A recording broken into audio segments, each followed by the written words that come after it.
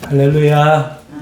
오늘 고린도전서 11장 17절에서 34절 본문을 삼아서 성찬의 올바른 이해라는 제목으로 성찬에 대하여 말씀을 증거하도록 하겠습니다. 해마다 교회들이 성찬을 행하는데요. 적게는 한 2번에서 많게는 한 4번 정도 더 하시는 교회도 물론 있겠습니다만은 그 정도 성찬을 이렇게 합니다. 저도 어릴 때부터 모태신앙이라서 또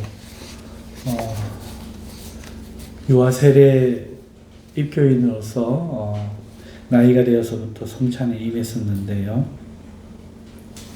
저는 어릴 때 성찬에 임하면서 우리 그 성도님들, 할머니들, 할아버지들, 아저씨, 아주머니라고 하니까 참 좀 그러네요. 어쨌든 그런 연령대의 어른들을 보면서 자랐습니다. 성찬도 그들을 통해서 배웠죠. 제가 어릴 때는 고신에 있었고 지금은 합동 목사가 되었습니다만은 여러분, 제가 볼 때 성찬에 임하는 분위기가 교회마다 좀 달라요. 그리고 개개인마다도 다 다르고요. 또 저도 어떻게 성찬에 임해야 될지 그때 다른 것 같아요. 그랬던 경험이 있습니다.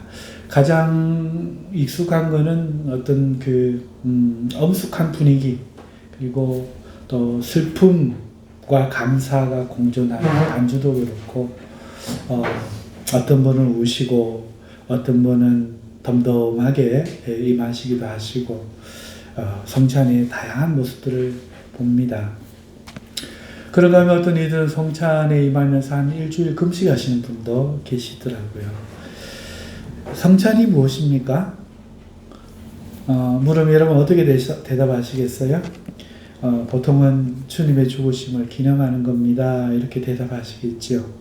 그리고 좀 어떤 분들은 좀 주님의 피와 주님의 살을 믿음으로 받고 먹는 것입니다. 이렇게 좀 대답을 하실 수도 있겠어요. 아직은 우리나라에 제가 볼 때는 성찬에 대해서 같은 이해, 같은 공감이 된 문화가 없다 싶습니다.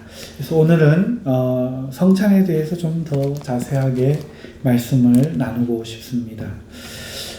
오늘 본문은 사도 바울이 고린도 교회가 가지는 그 성찬의 모습에 문제가 있어서 그것을 책망하고 성찬의 바른 의미를 그들에게 들려주는 내용입니다.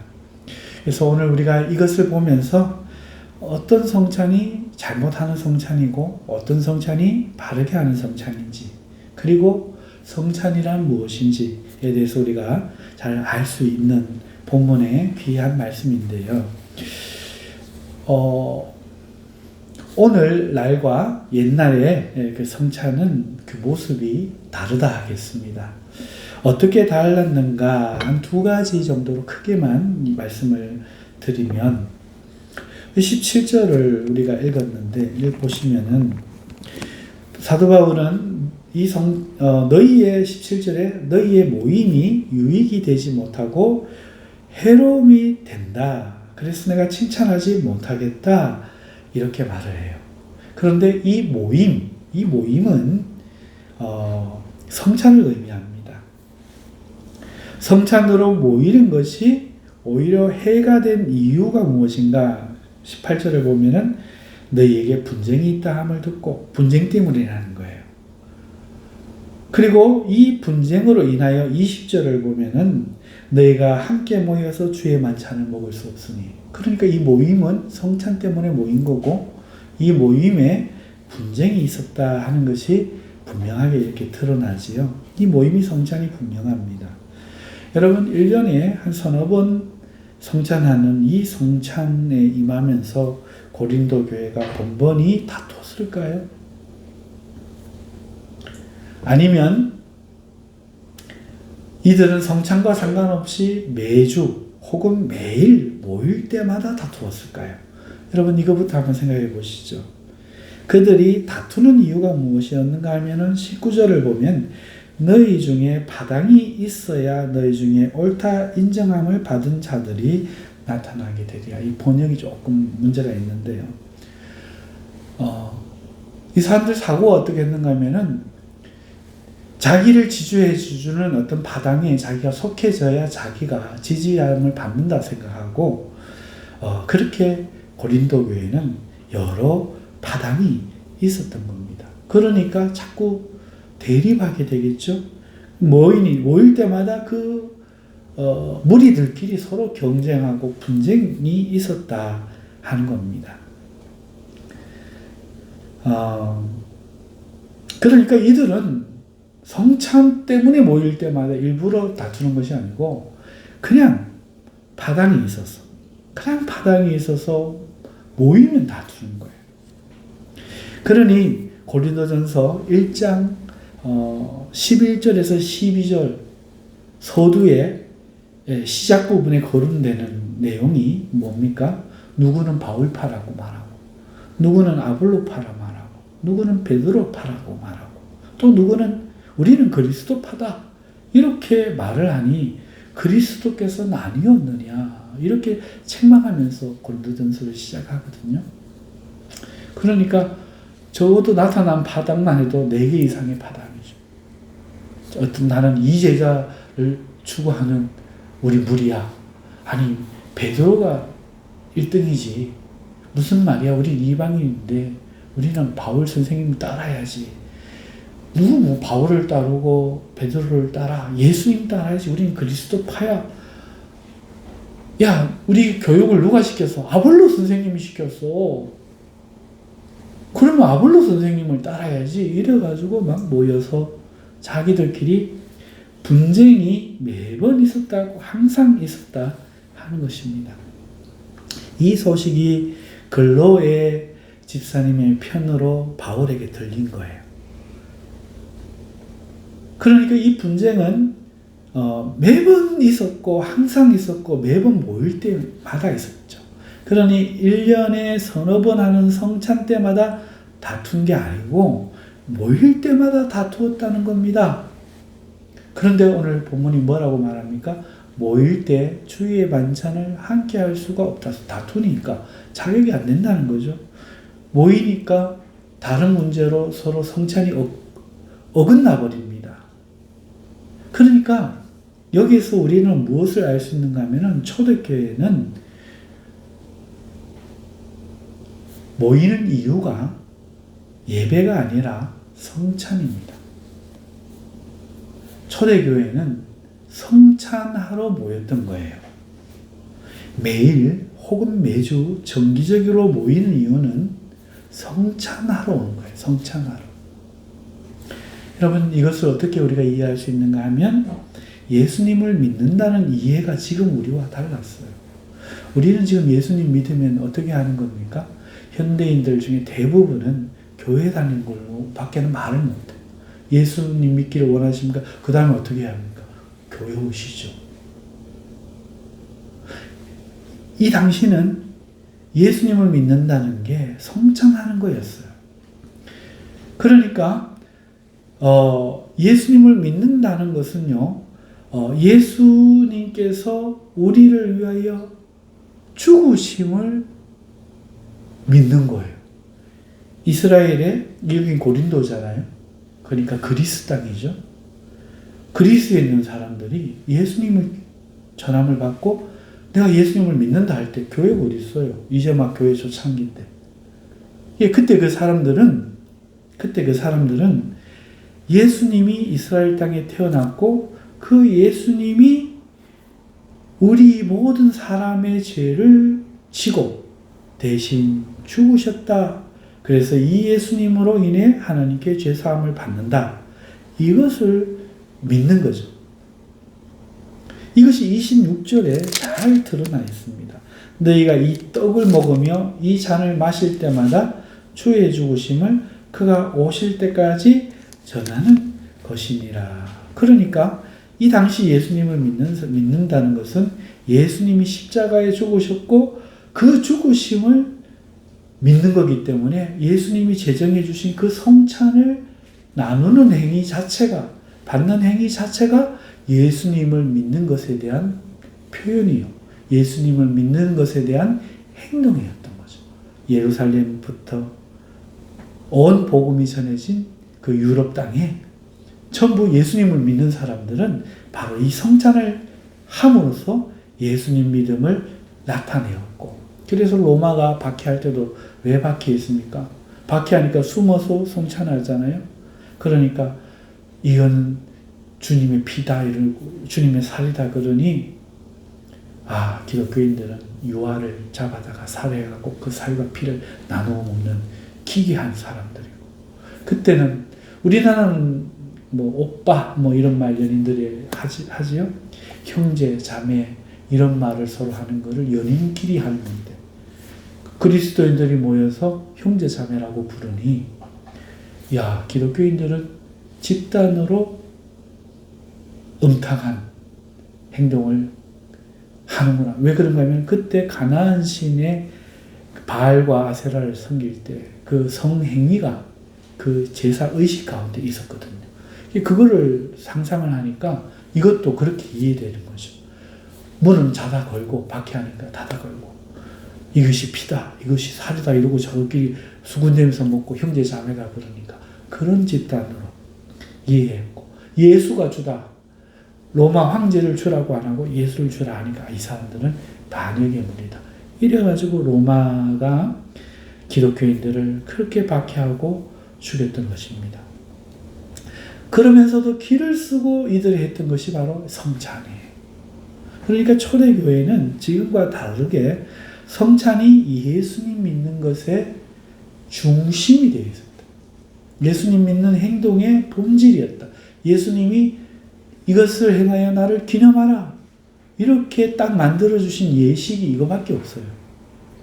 그 다음에 너희는 세상 끝까지 이르러 내 이름으로 제자를 삼아 세례를 베풀어라, 이 말씀하셨기 때문에 세례, 성찬 제정해 주신 것이 이거 두 개밖에 없기 때문에 예수님 믿는다는 행위가 지금처럼 이렇게 교회에 모여서 예배하는, 예배가 중심이고 성찬은 1년에 2번, 4번 하는 이런 그 부가적인 행위가 아니고, 그때는 사람도 많지 않았고 예수님을 믿는다 하면 성찬에 참여하는 것을 믿기 때문에 그 몸과 피를, 그 공로를, 그 은혜를 기념하면서 받으면서 주님을 기억하고 주님 오실 때까지 이 죽으심을 전하는 것, 이것이 예수님 믿는 거의 본질이었다는 겁니다. 그리고 지금과 완전히 성찬의 의미가 다르고 그 비중이 다르다 하겠습니다.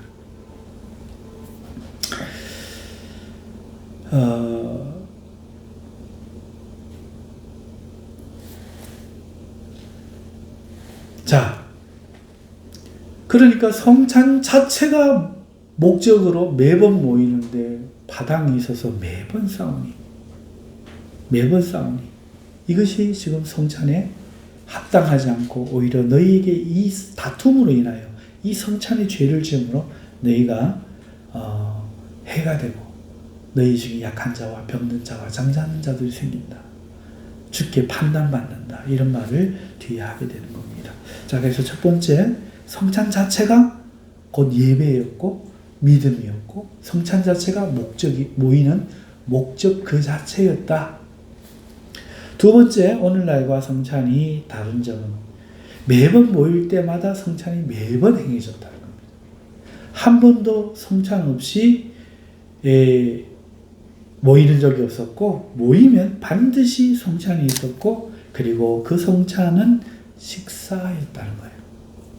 만찬이라고 오늘 본문에 말하고 있지 않습니까? 만찬. 잘 차려놓고 배부르게 먹는 게 만찬이거든요. 성찬은 오늘날은 카스테라나 빵이나 떡을 조금씩 나누어 가지고 이렇게 경건하게 나눕니다만은 그 당시는 식사로 했다는 거예요. 21절을 보면은 뭐라고 이야기하는가 하면은 각각 자기의 만찬을 먼저 가져다 먹음으로 라고 말해요. 각각 자기의 만찬을 먼저 갖다 먹음으로 어떤 사람은 시장하고, 그럼 시장한 사람은 누굽니까? 그러니까 여기서 보면은 먼저 온 사람이 준비된 만찬을 각각 자기가 가져다 진해준 사람이 있는 게 아니고 자기가 갖다 먹는 거예요. 그러니 뒤에 오는 어떤 사람은 시장하고 어떤 사람은 취한다 이렇게 말하니까 이미 먼저 먹은 사람은 성찬으로 먹어야 되는데 식사로 많이 먹어버리니 포도주도 많이 마셔버리니 술이 취하더라 이거예요. 그러니까 이 성찬은 한마디로 식사 자리였고 하나하나 나누어 주는 게 아니고 자기가 가져다 먹고 취할 정도로 포도주를 마실 수 있는, 배부르게 먹을 수 있는 누군가가 주도해서 그걸 관리하고 동시에 하는 게 아니라 이런 성격이었다 하는 겁니다. 지금은요 우리가 어떻게 합니까? 성례 집도자가 장로님과 함께 떡과 잔을 돌리고 모두 동시에 우리가 성찬을 임하잖아요. 몇 번 없는 성찬이니까 우리가 그렇게 하기도 하고 또 매번 성찬을 할 수 없으니 너무 성도들이 많아서 이렇게 하고 동시에 이렇게 거행을 합니다만은 매번 이렇게 성찬을 매일 하고 매주 행하고 이 성찬을 위해 모인다고 생각해 보십시오. 이걸 어떻게 매번 그렇게 하겠습니까? 거기다가 누구는 자유인이어서 종이 아니죠. 사회적으로 신분이 좀 있고 돈도 있고 이런 사람이어서 일찍 옵니다. 누구는 남의 집 종이어서 성경에도 종 이야기가 나오죠. 종이어서 예수님을 믿는데 주인집 일을 다 마치고 늦게 온다고 생각해 보십시오. 그러니까 이게 식사 시간이 다른 거예요. 성찬 시간이 다른 거예요. 이러 볼 때 초대교회는요 예배 시간 혹은 성찬 시간이 따로 있었던 것이 아니고 그저 마치면 교회로. 왜? 매일 마쳐서 오늘도 예수님의 몸을 기억해야지. 예수님의 죽으심을 기념해야지. 이러면서 일이 마치면 매번 매일 그 다음에 이틀 반다 올 수 있으면 이틀 만에 일주일 만에 올 수 있으면 일주일 만에 누구라도 와서 성찬을 떼는 것. 이게 신앙의 본질이었다. 그리고 그것은 식사였다. 그러니 예배 시간, 성찬 시간을 따로 정해놓으면 못 참여하는 거예요. 문은 365일 열려있고 성찬은 항상 준비되어 있고 사람들이 와서 성찬을 믿음을 가진 사람들이 기념하며 스스로 그 성찬을 나누었다 하는 것을 우리가 알 수 있는 것이죠. 그리고 남는 시간에 말씀을 묻고 듣고 강론받고 배우기도 하고 기도도 또 따로 하고 이렇게 했다는 것입니다. 자, 그런데 이 성찬에 먼저 온 누군가가 자기 배고프다고 그리고 자기 파담끼리 어느 구역끼리 막 먼저 갖다 먹어보니까 집단 이기심에 뒷사람 생각하지 않고 먼저 먹어버리는 거예요. 누구는 절제하지 못하는 성격이어서 포도주 그만 많이 마셔버리고 심지어 취하기까지 하는 거예요. 그런데 늦게 온 사람은 남이 일하고 온 것도 서러운데 먹을 것조차 없어 시작했다는 말이 나옵니다. 그래서 너희가 가난한 자를 멸시하느냐 이런 말까지 지금 사도 바울이 하고 있는 것이죠. 오늘 빵 한 조각 기도하고 받는 이런 우리의 성찬과 달리 점심 식사를 혹은 저녁 식사 한 끼를 일을 마치고 와서 하되 이것이 그냥 내가 먹고 살기 위한 음식을 먹는 게 아니라 주님의 몸으로 산다. 이걸 항상 매번 기억하면서 초대교회는 살았다 하는 것이죠. 이것이 달랐다. 예수님이 성찬을 제정해 주시던 6월절 밤도 사실은 식사 자리였죠. 그것을 사도 바울은 23절에 다시 설명을 해주는 겁니다. 예수님은 떡을 나누어서 식사하게 하시면서 이것을 자신의 몸이라, 유월절 만찬의 자리였잖아요. 이 떡이 내 몸이라 하셨고, 포도주 잔을 들어서 이 잔이 내 피로 세운 새 언약이다. 은혜의 새 언약. 구약의 행위로 주었던 율법의 언약, 구 언약이 아니라 이제 누구든지 값없이 하나님의 용서를 받을 수 있는 하나님의 은혜의 새 시대가 도래했다는, 이방인이든 유대인이든 가리지 않고 예수님을 찌른 자든 하나님을 묵상하며 사는 사람이든 차별 없이 모두에게 구원을 주시는 하나님의 새 은혜의 시대가 열렸다 하는 것을 우리에게 말씀해 주시기 위하여 예수님께서 제정해 주신 이 성찬, 그 새 언약의 잔이 성찬의 잔이었던 것이죠. 하지만 식사 자리라고 생각할 때 그들의 주식이 빵이었으니까 그 빵으로 이것을 몸을 상징한 거고요. 그들도 뭘 마셔야 될 거 아니에요. 빵만 먹으면 퍽퍽하잖아요. 지금 전 설탕 많이 넣고 이라고 빵 만든 게 아니잖아요. 유럽 원래 빵들은 굉장히 좀 딱딱하고 맛이 그렇게 뭐 고소한 맛이 약간 있긴 하지만 우리가 지금 바게트 빵집에서 사 먹는 빵과는 단빵과는 많이 다르죠. 부드럽고 그렇지 않습니다. 자, 그래서 음료가 필요한데요. 여러분, 이스라엘 나라는 땅에 석회질이 많아서 그 사람들 자체가 물에 포도주를 좀 섞어서 늘 사용했고, 특히 이 그리스, 터키도 온천이 많죠. 화산도 있고. 그러니까 그 석회질 물이 굉장히 많습니다. 이탈리아까지도 그렇죠. 그래서 이들은 식사에 항상 이 포도주를 물에 섞어서 마시고, 돈이 많은 사람들은 좋은 포도주를 그냥 원액제 이렇게 마시면서 그 포도주 그 빵 맛을 더 풍성하게 한 것이죠. 그러면서 이 당시에는 예수님 믿는 사람은 술 먹지 마시오. 오늘 한국 교회만 같은 특수한 상황이 아니고 술을 먹는 것이, 예수님도 술을 드셨어.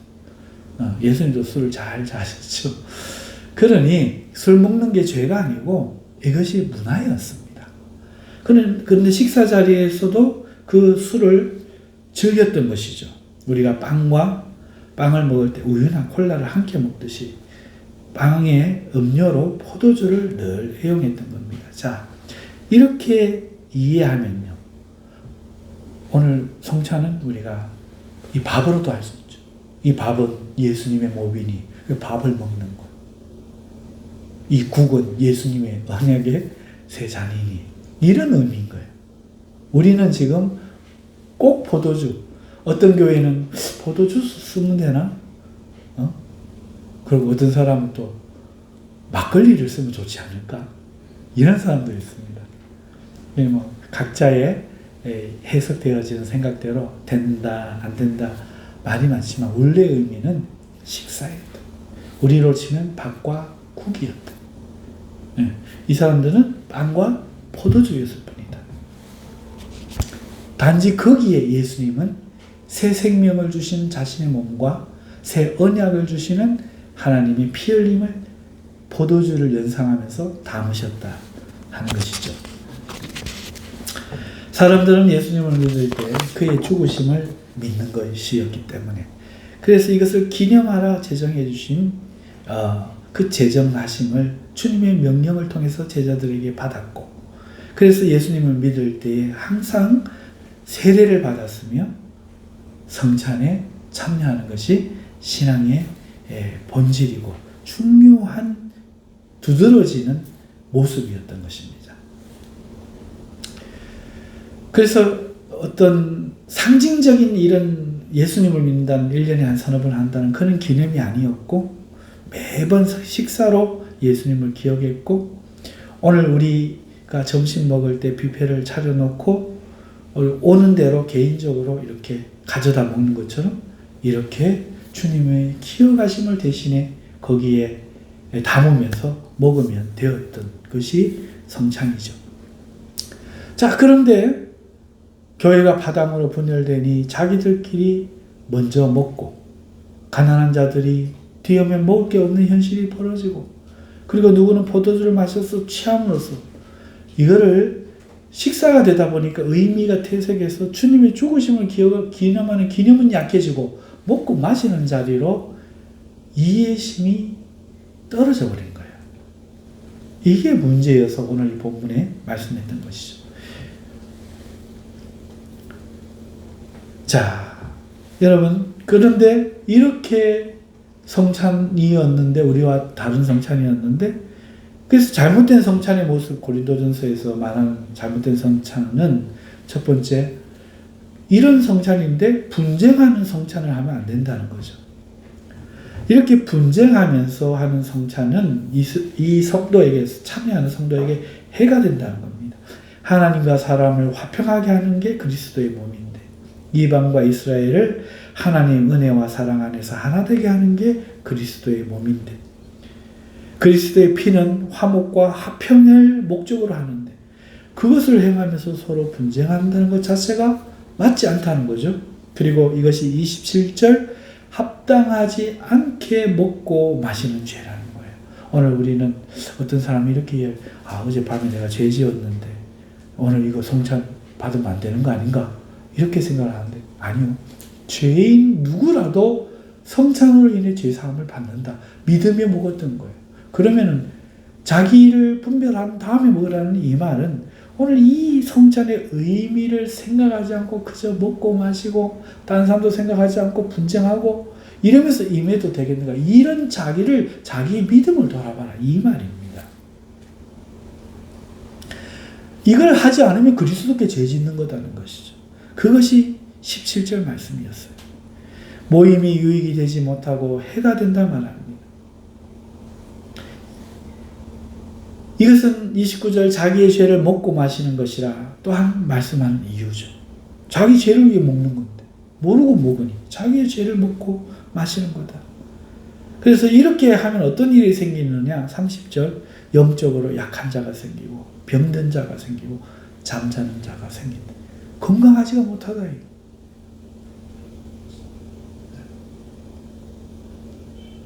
그리고 이러한 것은 주님의 몸에 대해서 중대한 죄를 지었기 때문에 32절 주께 잘못된 성찬으로 말미암아 징벌, 판단을 받은 거다.